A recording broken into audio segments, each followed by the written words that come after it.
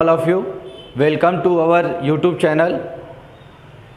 हमारी तरफ से आपको जो है यूट्यूब पर फ्री क्लासेस दी जा रही हैं और हमने जो है फिज़िक्स का पहला वीडियो दे दिया है और आज केमिस्ट्री का जो है हम अगला वीडियो देने जा रहे हैं। फिज़िक्स का पहला वीडियो एस के सर जी द्वारा दिया गया है और मेरा नाम अनूप तिवारी है। मैं आप सभी को केमिस्ट्री पढ़ाऊँगा। आज हम लोग बेसिक कंसेप्ट ऑफ केमिस्ट्री पढ़ेंगे और बेसिक कंसेप्ट ऑफ केमिस्ट्री में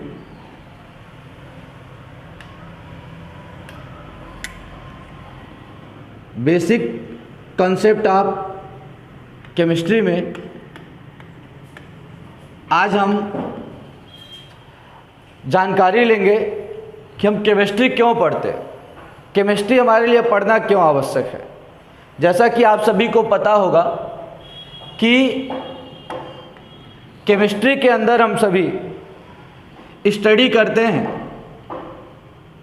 एटम और मॉलिक्यूल्स की।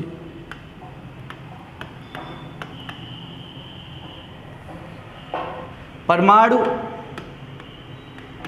और अणु का अध्ययन करते हैं हम केमिस्ट्री में।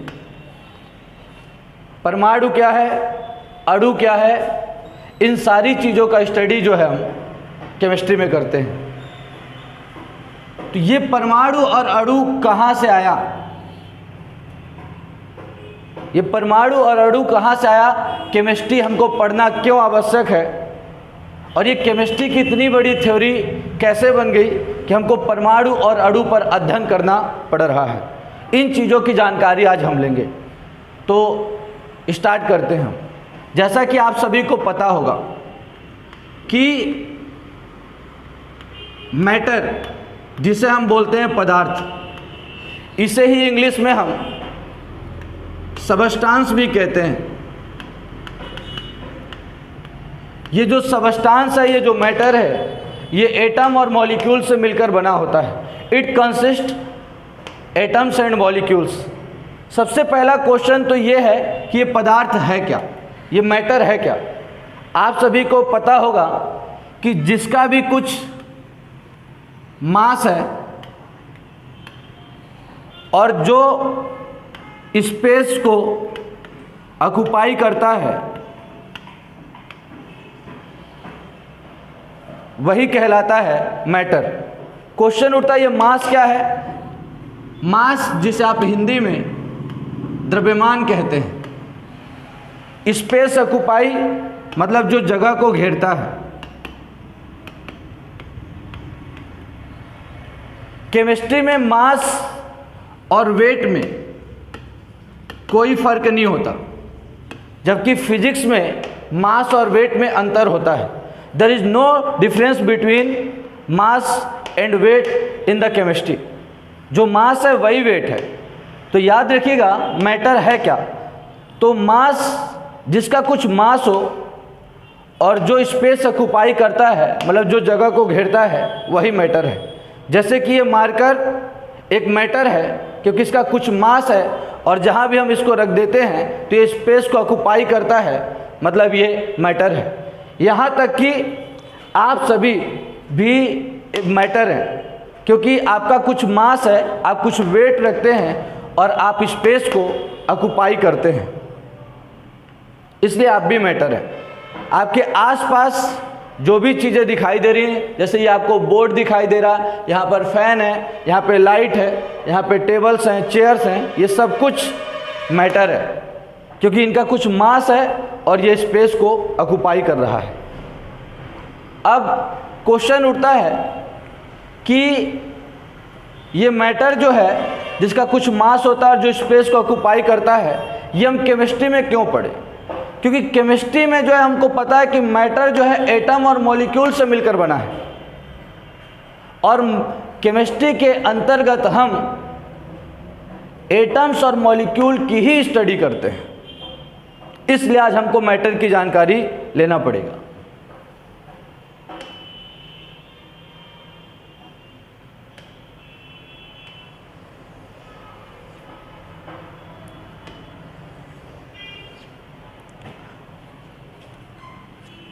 आप सभी को पता होगा कि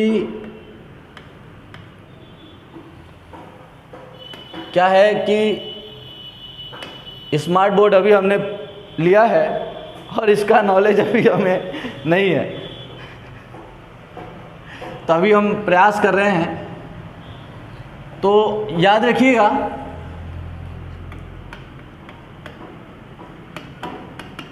ये जो मैटर है जिसे हम पदार्थ कहते हैं, इसका सबसे स्मॉलेस्ट पार्टिकल मैटर जिनसे मिलकर बना है, किसी पदार्थ की सबसे छोटी इकाई the smallest unit of matter कहलाता है हमारा एटम।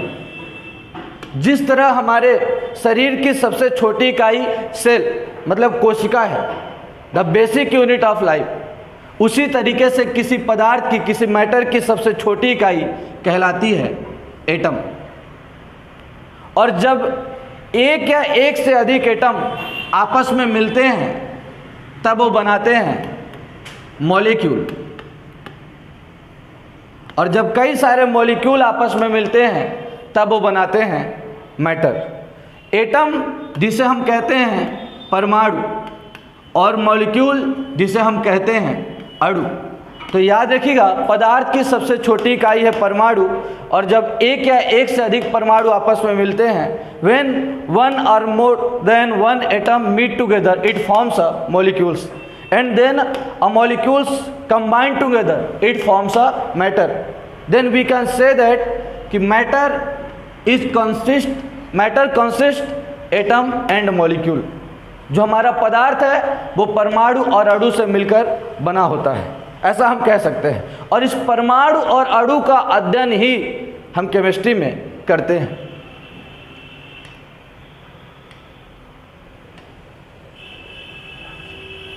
अब आपको पता है कि किसी पदार्थ की सबसे छोटी इकाई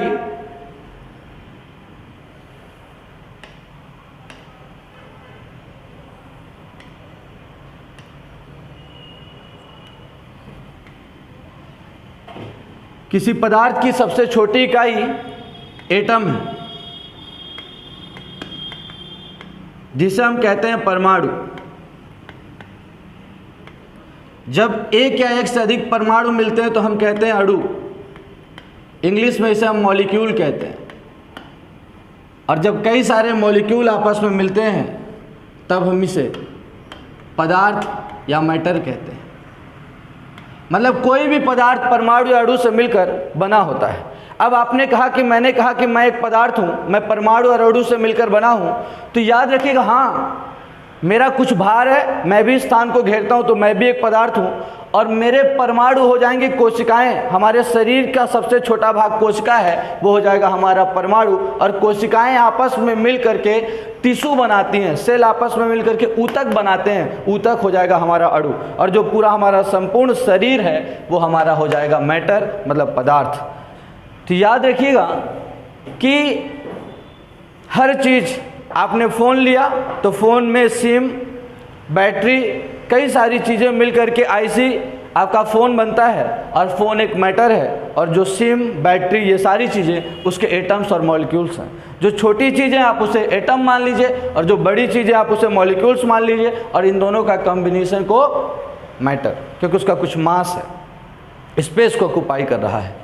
याद रखिएगा किसी भी परमाणु का मतलब किसी एटम का जो टोटल मास होता है वो उसके सेंटर पे डिपेंड करता है, जिसे हम न्यूक्लियस कहते हैं, जिसे हम न्यूक्लियस कहते हैं। न्यूक्लियस मीन्स नाभिक। किसी भी परमाणु का जो है टोटल मास उसके सेंटर पे डिपेंड करता है, जिसे हम न्यूक्लियस कहते हैं। और कैसे इस बात की पुष्टि करें कि सेंटर पे डिपेंड करता है, इसका बहुत बेस्ट एग्जाम्पल है कि आप देखे होंगे कि अक्सर कई सारे बच्चे कॉपी को रोटेट करते हैं। जब भी वो कॉपी को रोटेट करते हैं, कॉपी को घुमाते हैं, तो अक्सर उनका जो ये फिंगर है, ये उंगली है, कहीं ना कहीं ये बीच में होती है। क्यों? क्योंकि ये भी एक मैटर है, एक पदार्थ है, क्योंकि इसका एटम और मॉलिक्यूल से मिलकर बना है, क्योंकि इसका कुछ मास है, स्पेस को ऑक्युपाई कर रहा है, जगह को घेर रहा है, इसका कुछ भार है, इसलिए पदार्थ है। और इसके जो बड़े वाले पेज हैं, ये जो मोटे, इसको मान लीजिए कि ये अणु है, और ये सारी चीज़ें क्या है, परमाणु हैं, और ये जो मिल गया तो ये क्या है, आपका पदार्थ है। अब देखिए कहीं ना कहीं, अब मैंने कहा कि किसी भी परमाणु का समस्त भार उसके केंद्र में केंद्रित होता है, तो ये एटम का, इसमें भी एटम होगा, इसका टोटल मास उसके सेंटर पे जब डिपेंड करता है, इसीलिए कोई भी जब यहाँ पर उंगली लगाकर घुमाता है तो सेंटर पे लगा देता है, जहाँ पे उसका टोटल मास है, मतलब न्यूक्लियस पे लगा देता है, इसलिए वो चीज़ क्या होती है, बैलेंस हो जाती है। ये अक्सर आप जब साइकिल के, बाइसिकल में जो पीछे कैरियल होता है, उस पर जब भी आप गेहूं की बोरी लाते हैं तो आप अक्सर प्रयास करते हैं कि जितना भाग इधर बचे ठीक उतना ही भाग इधर भी बचे। ऐसा क्यों करते हैं आप? ऐसा इसलिए करते हैं क्योंकि इसका टोटल मास उसके सेंटर पे डिपेंड करता है। और आप वहीं पे ओलंपिक में आपने देखा होगा कि स्टिक पर कई सारी लेडीज़ आ जाती हैं, क्योंकि देखिए स्टिक पर जो अपने वो बॉडी को बैलेंस करने के लिए इस बेली एब्डोमेन पे, ठीक ना, नाभि पर जाकर के टिकी रहती हैं, जो उसे बैलेंस करके रखता है। तो याद रखिएगा, किसी भी परमाणु का समस्त भार उसके केंद्र में केंद्रित होता है, जिसे हम नाभिक कहते हैं। तो मेरा क्वेश्चन ये है कि आपने देखा, मैंने कहा कि परमाणु और अणु का अध्ययन ही आपकी क्या है, केमिस्ट्री है। परमाणु और अणु का अध्ययन ही हमारी क्या है, केमिस्ट्री है, एटम और मॉलिक्यूल की स्टडी। तो मैं ये कहना चाहता हूं, ऐसी क्या कंडीशंस हुई जो एटम है, जो हमारा परमाणु है, वो आपस में क्रिया करके, रिएक्शन करके एक एटम दूसरे एटम से रिएक्ट करता है और किसका फॉर्मेशन करता है, मॉलिक्यूल का।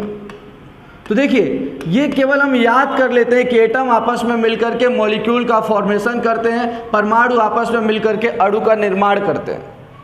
ये याद करना जरूरी नहीं है, ये जानना जरूरी है कि ये परमाणु आपस में मिल करके, ये परमाणु आपस में मिल करके अणु का निर्माण क्यों करते हैं।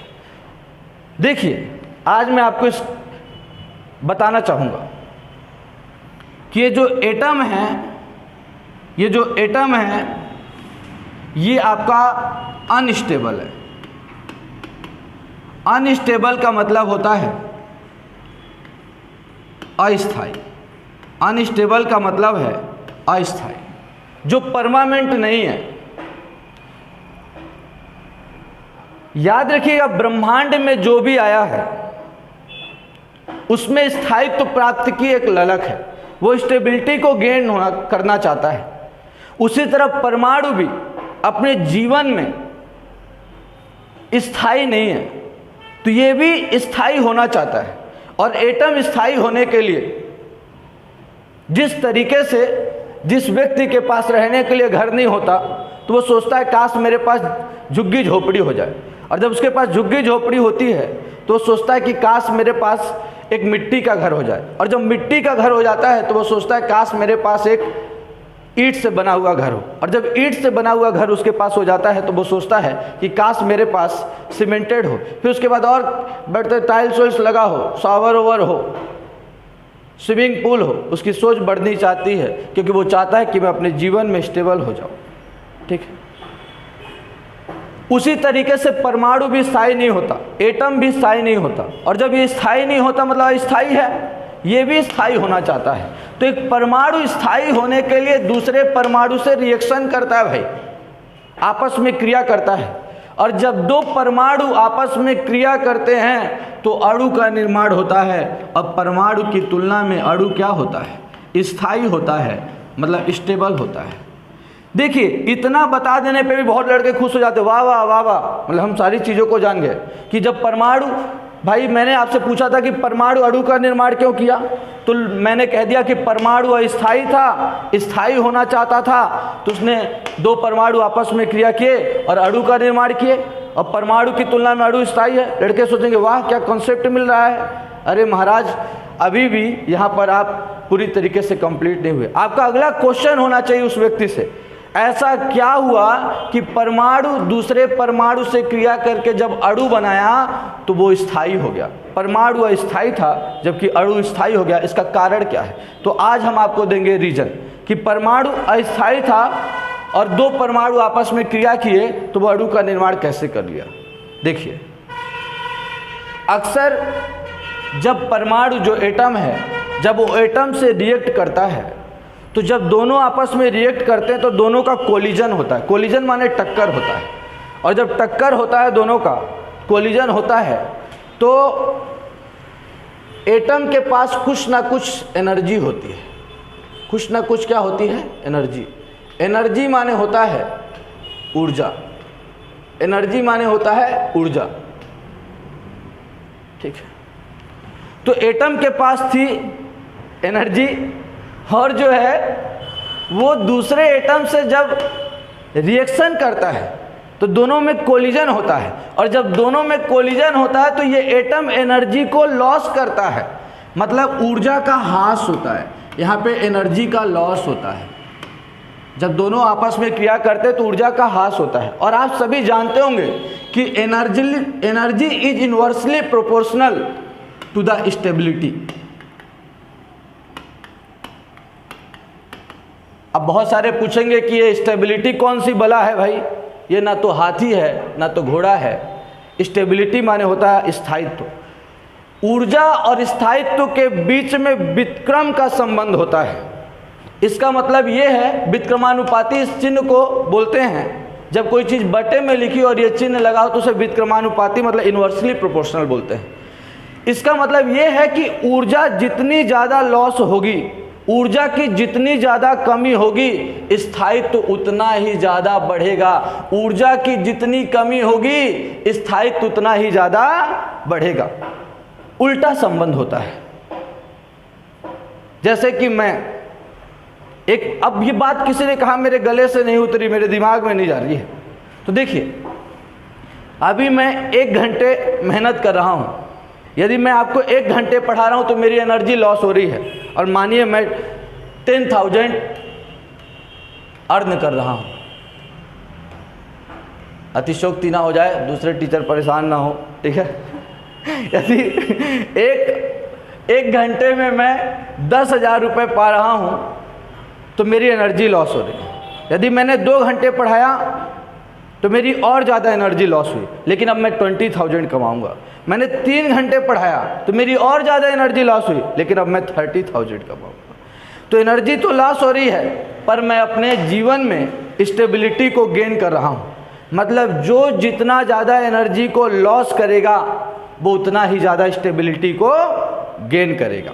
इसीलिए तो अब लोग बोलते हैं कि दौड़ने से तो थक जाएगा, लेकिन जब वो आर्मी की तैयारी करता है तो बच्चा सुबह से दौड़ लगाता है, ठीक है। क्यों? क्योंकि जब वो दौड़ेगा, एनर्जी को लॉस करेगा, तभी वो स्टेबिलिटी को गेन करेगा। तो ये जो हमारा एटम था ना महाराज, तो ये एटम के पास एनर्जी ज़्यादा थी, दूसरे एटम से रिएक्ट किया, टक्कर हुई, परमाणु परमाणु आपस में क्रिया किए, ऊर्जा का ह्रास हुआ, और जो एटम बना, जो मॉलिक्यूल बना, अणु बना, उसकी ऊर्जा परमाणु की तुलना में कम थी। अतः हम कह सकते हैं कि जो अणु है परमाणु की तुलना में अधिक स्थायी है, क्योंकि इसकी ऊर्जा कम है। तो आज आपको एक कंसेप्ट मिला। आज के बाद यदि कोई आपसे पूछेगा कि एटम आपस में कंबाइंड होकर मॉलिक्यूल क्यों बनाते हैं, तो आप बता सकते हैं कि ब्रह्मांड में जितने भी कणाएं हैं सबके अंदर स्थायित्व प्राप्त की एक ललक है, एक लालसा है। परमाणु भी अस्थायी होता है, ये भी स्थायी होना चाहता है। स्थायी होने के लिए वो दूसरे परमाणु से क्रिया करता है, और जब 2 परमाणु आपस में क्रिया करते हैं, when 2 or more than 2 atoms can meet together it forms a molecule. जब 2 और 2 से अधिक परमाणु आपस में क्रिया करते हैं तो ऊर्जा का ह्रास होता है, और ऊर्जा की जितनी ज़्यादा कमी होती है उतना ज़्यादा स्थायित्व बढ़ता है। परमाणु की तुलना में अणु की ऊर्जा कम होती है, इसलिए अणु अधिक स्थायी होता है और परमाणु कम स्थायी होता है। तो परमाणु का अणु बनाने का कॉन्सेप्ट आज आपको समझ में आ गया होगा।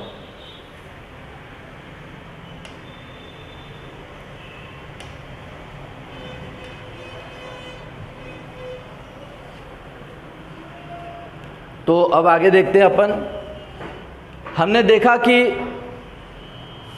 केमिस्ट्री के अंदर हम परमाणु और अणु की स्टडी करते हैं, एटम्स एंड मॉलिक्यूल की स्टडी करते हैं। हम जाने कि एटम आपस में मिलकर के मॉलिक्यूल क्यों बनाते हैं, हम जान गए कि मॉलिक्यूल आपस में मिलकर के मैटर बनाते हैं, मैटर क्या है। अब मैं आपको ये बताना चाहता हूँ कि ये जो आपका मैटर मैंने कहा, तो उसमें हम एटम और मॉलिक्यूल मतलब पदार्थों में हम परमाणु और अणु का अध्ययन करते हैं। तो ये जो आपका परमाणु है, फिर थोड़ा टेक्निकल टीम हमारा साथ दे रही है जिसके कारण हम चल पा रहे हैं, ठीक है। तो याद रखिएगा कि मैंने कहा ये परमाणु है। परमाणु मतलब एटम कहते हैं हम इसको, एटम। ये जो मैं कॉन्सेप्ट बता रहा हूँ यही आगे बढ़ेगा, यही फिजिक्स बनेगा, यही केमिस्ट्री बनेगी और यही सारी चीज़ें और सब्जेक्टों का भी निर्माण कर रहे होंगे और चीज़ों को बता के एक्सप्रेस कर रहे होंगे। केवल बातें नहीं होंगी, सारी चीज़ें आपको बताई जाएंगी।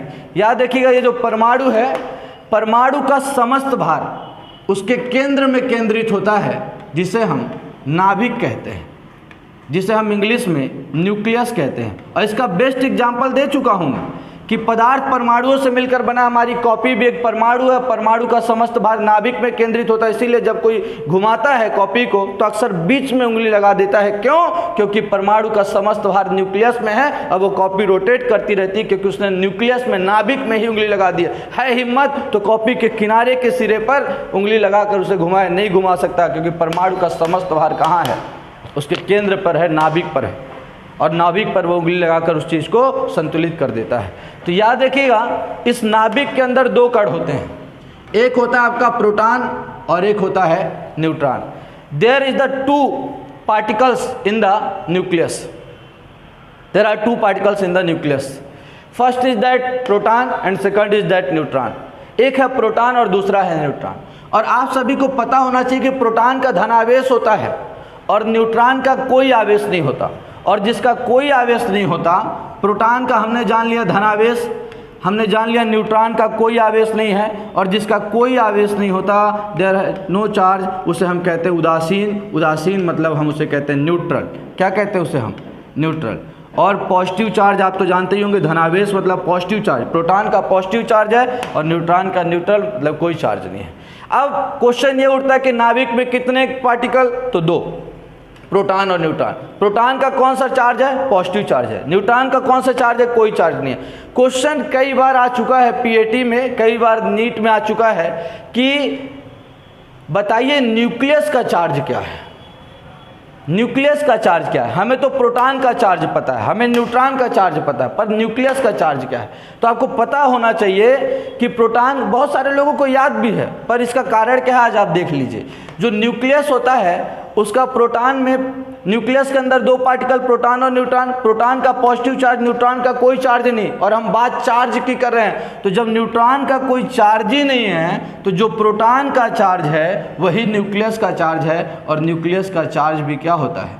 पॉजिटिव। ठीक है, तो आज आपको ये भी पता चल गया कि आज से न्यूक्लियस का चार्ज, नाभिक का आवेश कौन सा होता है? तो धनावेश होता है। अब आपको पता होना चाहिए कि इस नाभिक के बाहर चारों ओर चक्कर लगाता है कौन? इलेक्ट्रॉन। इलेक्ट्रॉन चक्कर लगाता है, और उस इलेक्ट्रॉन का जो चार्ज होता है, जो आवेश होता है, वो ऋणावेश होता है। इलेक्ट्रॉन ऋणावेश होता है। याद रखिएगा नाभिक के बाहर कौन चक्कर लगाता है? इलेक्ट्रॉन। और इलेक्ट्रॉन कौन सा आवेश होता है? ऋणावेश। ऋणावेश को इंग्लिश में अपन क्या बोलते हैं? Negative charge. ऋणावेश को अपन इंग्लिश में क्या बोलते हैं? Negative charge.